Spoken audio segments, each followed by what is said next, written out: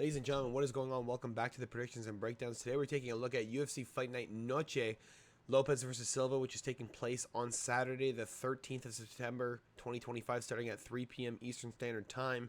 It is a very, very solid card. I'm very excited for it. A lot of good fights. The main event is what we're looking forward to, and the top of the prelims is not that bad, I'm not going to lie. A lot of people are overlooking the fights. I just want to talk about something real quick. The schedule will be back next week. I have been messing it up a little bit. I have been dealing with some, not actual real issues, just dealing with trying to get myself back in rhythm, trying to get myself back going to the gym consistently, which I've been doing for the last 3 months. Just trying to get myself on a regular schedule and getting myself proper rest. So now we can go back to making the videos. Probably I'm going to try to do 5 days a week. We're going to try and get some better content out. I think I want to try and start trying to grow this. So why not try and push forward now? We're going to take a look at the entire card, starting with the early prelims and ending with the main event. If you guys do enjoy this, make sure to drop a like and subscribe if you have not already. We'll get right into it, starting with a very unknown prelim in Rodrigo Cezinado versus Daniil Donchenko. And we're going to go with Daniil Donchenko. He's the only guy out of these two in the, I was going to say Contender Series, but it's not Contender Series. It's the Ultimate Fighter that was actually able to get a finish. Daniil was able to get a finish in round 1 over Matt Dixon, who was an undefeated fighter. Not undefeated. He was in the Contender Series against Orion Kosk, who's low-key bad. I'm not going to lie to you. But he was, at least in the Contender Series, he was quite good. And Daniil was able to chin him in the first round, which I was pretty shocked about. I'm not going to lie. I didn't think this kid would have what it takes to just come in there and butcher someone like that. I haven't really been able to see a lot of his fights in the regional scene. There's not a whole lot of footage on Rodrigo Cezinado either, but I do believe this is going to be a firefight. One of these guys is going to go out probably under 1.5 rounds. I'm going to favor Daniil just because his striking seemed a lot faster, and Rodriguez had a split decision over, who was it, Jeff Crichton, who's, kind of just a submission guy, does really well with the point fighting, but doesn't have the heavy hands looking to finish guys like Daniil. And I think Daniil's going to have a really good time here. I think he's going to have a really good time on the feet. I think he's just a little bit slicker. And I think Ukraine is going to be able to get someone finally inside the UFC as the Ultimate Fighter closes here in the tournament finals. Now we're going to go on next on the prelims. We have at bantamweight Alice Pereira making her UFC debut against Montserrat Rendon. And I'm a little bit sketched out with this fight. I know a lot of people are picking Alice Pereira. I would like to remind everyone, this girl is 19 years of age. This is not a grown woman. This is not a lady who has fought a lot of fights inside of her career. She's a very, very interesting fighter to look at. 2 of her fights are literally flagged because her opponents are so fucking bad that they have to be flagged as terrible fights, which they are. Her most recent fight in Cage Masters to win the belt was against Samara Santos, who is just absolutely horrendous herself. She kind of gives up fights against everyone. The only wins on her record are against girls who have absolutely no winning record whatsoever. And the problem is, you can't give Alice Pereira any love here. Montserrat Rendon was able to take out Tamiris Vidal, a very similar girl who had a lot of knockouts against very shitty girls, a lot of decision wins over very shitty girls. And you're going to see here, I think, Montserrat Rendon look a little bit cleaner. She's been working towards this fight for 1.5 years. Granted, Alice Pereira is a little bit more active. This is real, UFC jitters are real. Alice Pereira is 19 years of age. I would be shitting my pants if I was in the UFC. I would be losing my mind. Montserrat Rendon has been here before. She's been here twice. She's got to win. She's looking to lock in here and get her second win on her belt. At 36 years of age, you kind of have to get it now if you want to get anywhere. She's a ranked, she's at least top 40 at bantamweight for UFC fighters, and that's good enough for me to pick her against Alice Pereira at a plus 200. I'm going to go with Montserrat Rendon to take it at plus 3.5. She's going to at least win 1 round, and she probably will end up submitting or finishing Alice Pereira. I don't think Pereira makes it to decision very often.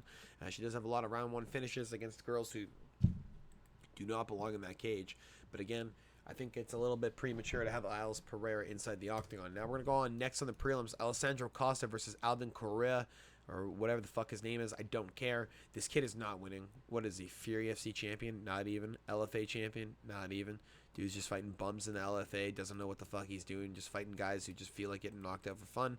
Alessandro Costa should come in here and be able to finish this guy. He is a very, very good UFC fighter. Was able to knock out Jimmy Flick inside the second round, which isn't something big. But Kevin Boras knockout is fucking huge. That is a huge knockout, especially a guy like Kevin Boras who's pretty good at not getting finished. It's the only knockout of his career, or TKO, excuse me. Amir Albazi was able to finish him. Steve Erceg did take Costa to a decision, but Costa did show a lot of improvements throughout the Kevin Boras fight. Showed that he's pretty fucking agile. He looked for that match now fight, was willing to fight Edgar Chairez. Chairez ended up forcing out, and now Alessandro Costa gets Alden Correa, or Korea? Whatever the fuck you want to say. I don't know. Korea. I'm just going to Korea. Alden Korea. I don't know. I really... I can't tell what the fuck this name is. It doesn't matter. I'm not picking him. Costa's going to maul him. Should be a knockout or a decision win for Alessandro Costa. Maybe a submission. Alessandro Costa does really love those arm bars, but I'm not sure if Alden Corey is even good on the ground. Like, what does he even do? Foundation style KO gang. Yeah, I'm going to say he gets knocked the fuck out. He's probably get... Oh, Michael Sear choked him out. Yeah, that's a red flag, boys. Michael Sear is good in jiu-jitsu, but rear naked choke in the third round means you go distance, you're a little bit tired, now you give up the back. If you give up the back of the third round, I'm going to go with Alessandro Costa, get a round 2 finish over Alden Correa. I think Costa has what it takes to get him anywhere. I think if he really wants to, he can get the... he can get the submission. I think it's there, but I think the TKO on top position is really there. The ground and pound for Costa is really, really good, and Alden, I think, is going to just end up getting stuck as a bigger guy. Costa's going to end up being in a good position, holding his arm down, just beating the fuck out of him. Give me Costa. Round 2 finish. Next on the prelims, Zachary Reese versus Cedricus Dumas. Now, there is a little bit of a question mark here. Cedricus Dumas, last time around, was supposed to end up fighting Jackson McVeigh. Ended up not getting that fight. Instead, Bruno Ferreira steps up and takes him on, winning by round 1 armbar. But then we have Cedricus Dumas, who misses that fight because he didn't get a fucking ankle monitor off. This guy just posted a picture 3 days ago that he has $13.62 in his bank account. He's looking to win this fight because no money left. He just caught a felony back in April, a second one, because he's had a gun, armed robbery, ran away, out on a $558,000 bond, and now he's looking to fight Zachary Reese inside the UFC. This is one of the most fucking disgusting things I've ever seen. I'm going to hope that, ball don't lie here, I'm going to hope that Cedricus Dumas gets knocked out in the first round by Zachary Reese. Zachary Reese has been starching bums in his career in the first round time and time again. He doesn't have a lot of aura around him right now. Dusko Tudorovic took him to a decision, almost won that fight. It was 1-1 going into the third. And now you have Cedricus Dumas, who's a big question mark here. He ends up getting knocked out by Nurulson Ruzaboyev and Michael Olajaychuk. Do I think Zachary Reese has as much skill and explosiveness as Michael Olajaychuk? Did I say that right? I'm just going to repeat myself because I don't even know what the fuck I said. I'm so high. Zachary Reese does not have the same explosiveness and power that Michael Olajaychuk has. He just doesn't have that type of speed that Michael Olajaychuk cuts off the cage with. He doesn't have that type of explosiveness off the front foot. He doesn't have it. Do I think he still starts with Cedricus Dumas? Yes. I don't think Zachary Reese is bad on the ground. I think Zachary Reese getting knocked out after locking up that triangle against Cody Brundage is not really his fault. I think it's just an incidental. It happens. You should have let go. It is his fault, but shit happens. He's pretty good on the ground. I don't think Cedricus Dumas is going to end up getting a takedown. I think Zachary Reese is probably going to knock him out in the first round. Dumas has been knocked out twice inside the first round, bro. I think he's a little bit worried about it, and the only win he has is Dennis Talulin in the last, almost 2 years? Yikes, bro. That's pretty yikes, and I think he's feeling it, especially after that felony charge. He's kind of on loose limbs right now. He's going to be going in here all or nothing with everything on the line. I think that gives Cedricus Dumas a good chance. I'm going to go under 1.5 rounds is the better bet for this fight. I do think this ends quick, though. One of these guys is getting a round 1 finish. I just don't see it being Dumas based on what the fuck's been going on with him. Next on the prelims, Jesus Aguilar versus Luis Gurul. We're going to go with Jesus Aguilar. I think he's just a lot better technically than Luis Gurul. I think these Mexican fighters have been doubted time and time again, and I think Mexican fighters are some of the best in the world. Jesus Aguilar took out Stuart Nicole, took out Shannon Ross, which wasn't really that impressive, but Mateus Mendonça, whatever the fuck his name is, he was actually pretty good. He was able to retire him out of the UFC with that after getting into the UFC via Contender Series. And then he takes out Stuart Nicole, who's a very hyped prospect out of Australia. And now we have Luis Gurul, who I think is also overhyped. Ended up getting a split decision victory over Nick Piccanini, who was a very hyped prospect coming into the UFC Contender Series. Ended up getting 2 opportunities.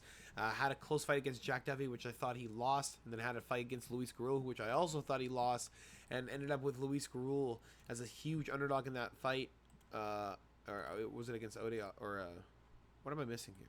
Yeah, Luis Gurul was a huge favorite in that fight. That's what it was. And Ode Osmo knocked him out. Nick Piccanini, though, was a massive favorite against that other guy. He was to, I think, submit against Jack Duffy. He was minus 345, and we all thought that Jack Duffy won that pretty clearly. I don't even know if Jack Duffy has had more fights recently, has he?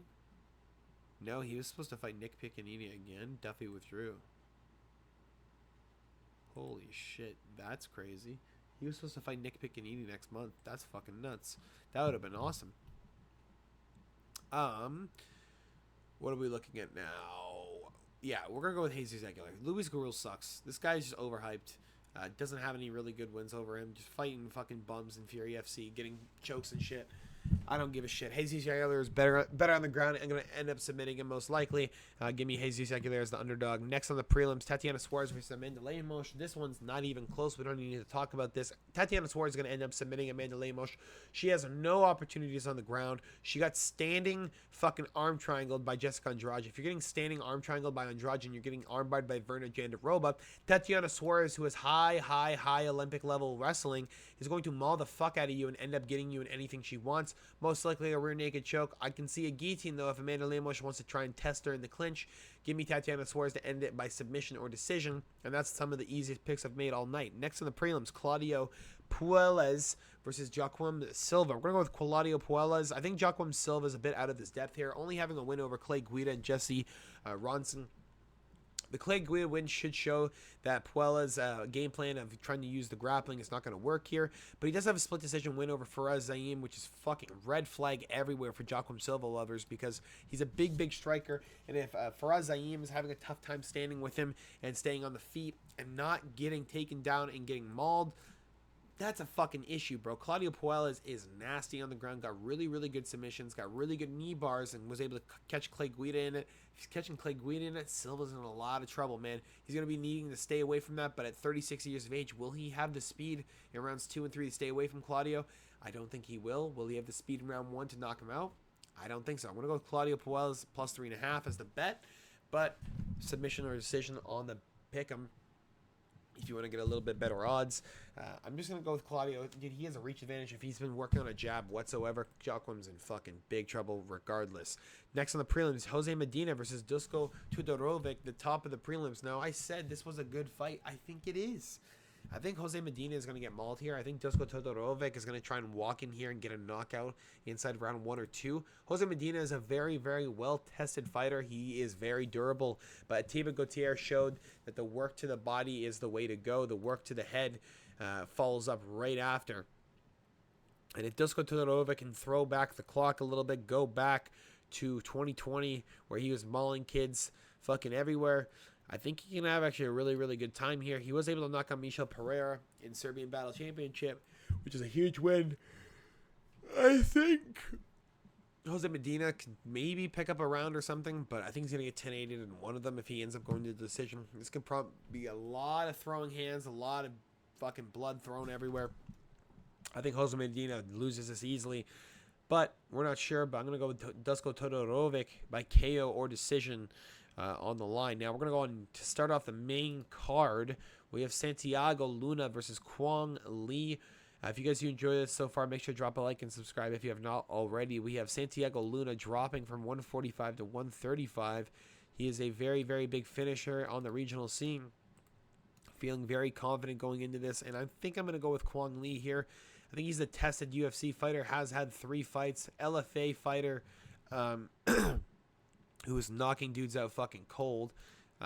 Very, very good hands. Did have a tough amateur career, but it is what it is. Santiago Luna, undefeated so far in his mixed martial arts career, and never lost, whether it was an amateur or in professional. And I think I just see Kwong Lee being able to stand and bang with him a little bit better than Santiago can. I don't think Santiago's been tested by a guy like Kwong Lee before, but it does give me a little bit of worry that Kwong Lee did get slammed by Long Zhao a couple times, did get cracked by Chris Gutierrez a couple good times. He does handle pressure really well. He does get cracked well. He does handle getting rocked really well as well. Very good cardio, very good recovery. I think Santiago Luna is going to have a bit of a tough time when he doesn't find the finish against Kwong Lee. I think when he doesn't find that Kwong Lee crumbles like the other guys that he fights, he's going to start getting a little bit desperate, a little bit worrisome in his head. I think Kwong Lee can put it on in rounds 2 and 3 and end up winning a decision via 29-28. I think Kwong Lee can also knock him out. He's got real knockout potential. He's got real one-punch knockout power in that left hand. The left uppercut is real. The left hook is devastating. And he's got decent kicks. I would love it if he threw some leg kicks more often, especially against Santiago Luna. The guy's going to be moving a lot. Kwong Lee cuts him off there and puts him out of his misery. I can see it happening. I'm going with Kwong Lee to get that 10th win on his record. I think he just needs a little bit more push through at his gym right now. He does have some really good guys at his camp. I just think he needs a little bit more. I think he needs a little bit more push. I think he needs to just get a win here, start on a little win spree, get 3 or 4 in a row. Then we can start working on some really, really good stuff, because now you start getting guys noticing you. Now you can get guys in the gym who want to really work with you. Kwong Lee's not there yet, but it's coming close, especially at bantamweight. It takes a little bit of time. Next on the main card, Alexander Hernandez versus Diego Ferreira. This is one of the toughest fights I've had to pick, but I'm going to go with Alexander Hernandez. I can't really, in good faith, pick Diego Ferreira at 41 years of age. Granted, he's not 41 yet, but 40 and a half is big enough at 155. That's a lot of fucking age at a very, very low weight class. Just ended up losing to Grant Dawson via just fucking grappling, mauling. When he ends up only fighting once a year, basically, I'm a little bit worried for him. Alexander Hernandez did just get a knockout over Chase Hooper, was clipping him with fucking good, clean shots, looked really solid, and that was only 3 weeks ago. I think Alexander Hernandez is on a bit of a roll, a bit of a heat spree. I think he just knocks out Diego Ferreira, and if not, that wins by decision. I'm going to take Alexander Hernandez on the line, and I think he has a good time with Diego Ferreira. Perfect type of fight for him. Guy similar frame, going to be trying to walk forward, and Alexander Hernandez can just pick him off and keep moving side to side like he usually does. I don't know if Diego Ferreira is going to be able to continue mauling like he usually does. I don't know if he's going to be able to continuously move forward at 41 years of age, but if he does, he might be able to stop Hernandez. I don't think he does. I think Hernandez ends up winning. I don't think it's really close. I think that fight's a little bit lopsided with the odds. Next on the main card, Kelvin Gastelum versus Dustin Stoltzfus. We're going with Kelvin Gastelum. He's going to win by submission or knockout. I can't see a world where Dustin Stoltzfus doesn't get stopped here. This is a little bit in over his depth, if I'm being 100% honest. Kelvin Gastelum would be a real champion at 170 if this guy could just stop eating fucking tacos and being a fat fuck. He did just go the distance with Joe Pyfer, ate every shot that came towards him, and Dustin Stoltzfus doesn't really throw that high level of striking. He did knock out Marc-Andre Barriel, but that was more in the clinch work because Mark was just trying to force everything. And Kelvin Gastelum here should have a really easy time. Ended up beating Daniel Rodriguez, which is a huge win for him. Chris Curtis as well. And those are wins that age very, very well. Sean Brady got him in a Kimura, which is a little bit of a red flag, but Dustin Stoltzfus doesn't have any wrestling that I'm concerned of. And Kelvin Gastelum is so good in just walking forward and mauling guys that I think he's going to have a good time here against Dustin Stoltzfus, who wants to stand and bang. He wants to be in those types of situations. And Calvin's chin is held up so long, I don't think it falls here. I'm going to have Kelvin Gastelum on the line to beat Dustin Stoltzfus. It might be a close fight, but I think Kelvin gets it done. Dustin might just stay on the outside and bang, but Kelvin is so down to walk forward and bang into him. He doesn't give a shit. Next on the main card, Jared Gordon versus Rafa Garcia. I'm going to go with Flash. I think Jared Gordon gets a finish. Jared Gordon, in my opinion, has not lost any of these fights whatsoever. In my honest opinion, if we really look at his last 6 fights, let's be honest with ourselves. Leonardo Santos, decision victory. Yeah, clear. Paddy Pimblett, decision loss. We all know he won that fight. We all know Jared Gordon won that fight against Paddy Pimblett. It was so clear. It wasn't even. It's a fucking joke. Against King Green, headbutt. It is what it is. He got knocked out. But yeah, that's a true no contest. Mark Madsen knockout. I called that one from fucking miles away. I had everyone put money on it. That was a huge win for us. Nasrat Haqparast, decision split. That was a robbery in my opinion. It was pretty clear Jared Gordon won that fight 29-28. Thiago Moises knockout. We all saw that coming. And now we have Rafa Garcia, who is getting some love from bettors, and I'm not sure why. The Vince Pichel win, I guess, but he hasn't beaten anyone of note whatsoever. This guy's been given some really, really easy wins, and this one is not an easy one. Jared Flash Gordon is going to finish Rafa Garcia. He's going to knock him out. He's going to do whatever he wants to with him. He is Flash. He is that quick on the feet. He is nasty as fuck. At 37 years of age, he is at the end of his prime. He is looking for gold now at lightweight. There is no later. There is only now. And he is fighting multiple times a year. Give me Flash. I think he's got a good chance here. I think he's going to just maul the shit out of Garcia. There's nothing that he's going to be able to do. And the stand-up is just so much better on the side of Gordon. I'm not even worried about it. Next, the co-main event of the evening. If you guys enjoyed this so far, make sure to drop a like and subscribe if you have not already. We have Rob Font against David Martinez. And I'm going to go with Rob Font. A lot of people taking David Martinez this weekend. He actually, if you guys want to take a look, we can see there he is a minus 225 favorite is Rob Font. But if we really, really want to take a look at it right now, guys, the live odds have Rob Font as only a minus 125. David Martinez has had a lot of money stacked on him, and I think the disrespect of Rob Font is real. I think the fact that Rob Font is rated number 9 inside the UFC is a little bit fucking disrespectful to be giving a guy who won by decision on the Contender Series against Xavier Franklin, who's, questionable at fucking best. And then you have, a win over Simon Oliveira, who fucking sucks, mind you. Literally sucks big fucking testicles. Daniel Marcos got his only fucking knockout in the UFC so far against fucking Simon Oliveira. And Rob fucking Font over here, the fucking goofball, is getting... what, a minus 125 tag? Give me Rob Font all day. This guy just came back and beat Kyler Phillips, John Matsumoto in a split decision, and you're telling me John Matsumoto wouldn't beat David Martinez? Eat my fucking dick. What are we talking about right now? This isn't even real life right now.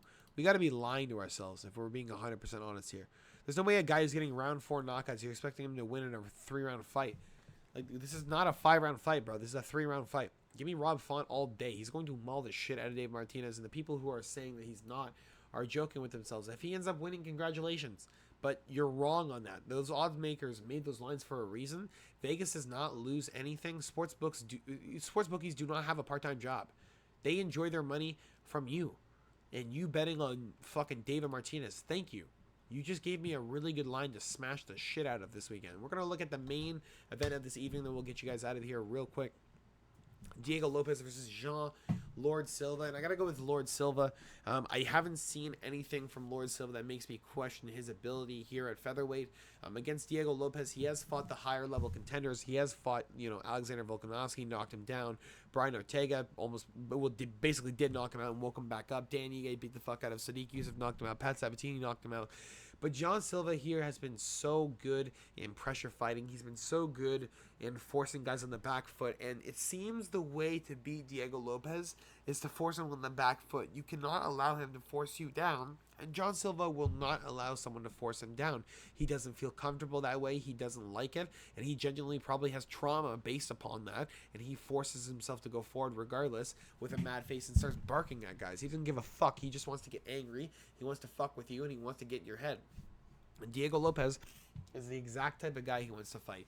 He wants to have a guy who wants to try to go forward. John Silva is going to hit him with something, force him to back up, force him to be uncomfortable, and John Silva is going to find a finish. I'm going to go with John Silva to win by knockout. I think he's going to end up putting Diego Lopes down and putting him out for the first time in his career. There's a big question mark over John Silva. Only one decision win in his entire career, and that's against Kevin Vallejos inside the Contender Series, a guy who's a very devastating striker himself, Will he go the distance with Diego Lopes? I don't think he will. I think this is a situation where Diego's in a bit of trouble. I think he's going to get tagged. I think he's going to get dropped. And I think John Silva is going to end up winning by knockout over the very loved Diego Lopes out of Puebla de Zaragoza, Mexico. We're going to go... I was going to say we're going to go next. There's no next, guys. I'm lost. That's all I got for you guys today. Hope you guys enjoyed. That was the predictions and breakdowns for UFC Fight Night. Diego Lopes versus Jean Silva. UFC Noche. I will see you guys all tomorrow for the betting talk, which I will put up as soon as I can. Again, schedule starts next week, guys. I have been messed up. We're good now. We're locked in. We're not going to mess it up anymore. I will see you guys all later. Have a fantastic rest of your day. Peace.